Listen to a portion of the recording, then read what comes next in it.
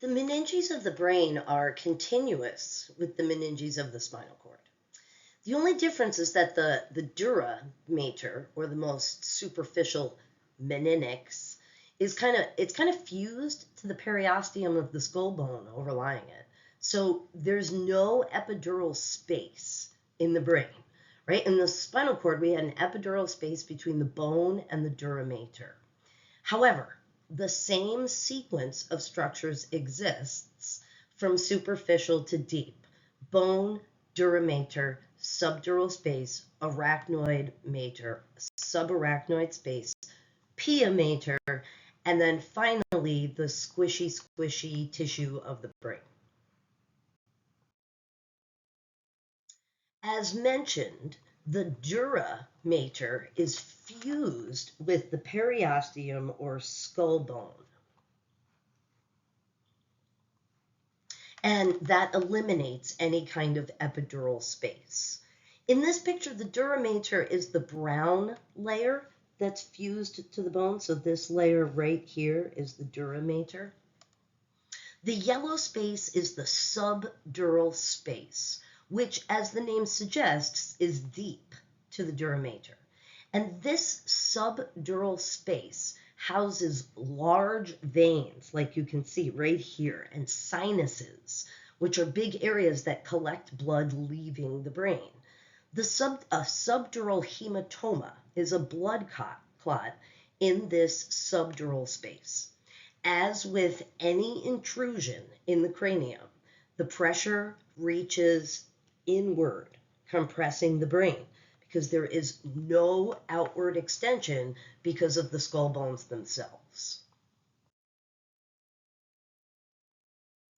The arachnoid mater is the pink structure that you can see here on this picture. This is the meninges that has those fibrous extensions into the area deep to it, and you can see those in pink there. The fibrous extensions form a cobweb-like structure that forms in the that keeps open the subarachnoid space. And remember that this space is filled with cerebrospinal fluid, which is basically filtered blood, and that this space is continuous with the subarachnoid space of the spinal cord. There are two kinds of strokes.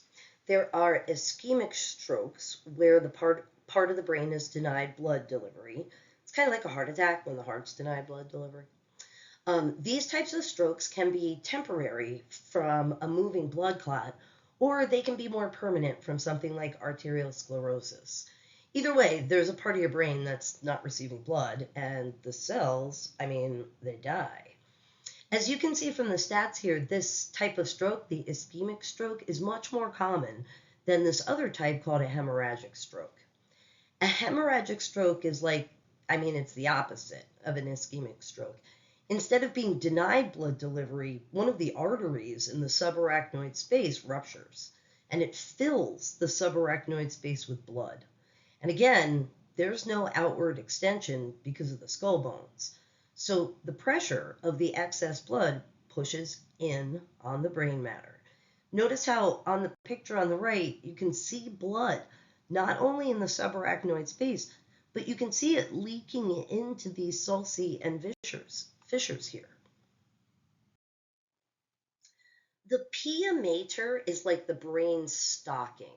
It's this purple line in this picture that you can see. It's hugging that gray matter there, and it dips down into that sulci. Astrocytes line the deep face of the pia mater, and they kind of support it, making like a framework and creating these hills called the gyri and the valleys called the sulci. It also makes sense that the astrocytes are here because of the blood capillaries that are in this subarachnoid space. Remember that astrocytes are the neuroglia that are tasked with regulating the interstitial environment of the brain, which basically means that an astrocyte takes what's in an artery and delivers it to a neuron. So their location allows them to interact with blood capillaries and the CSF filled spaces.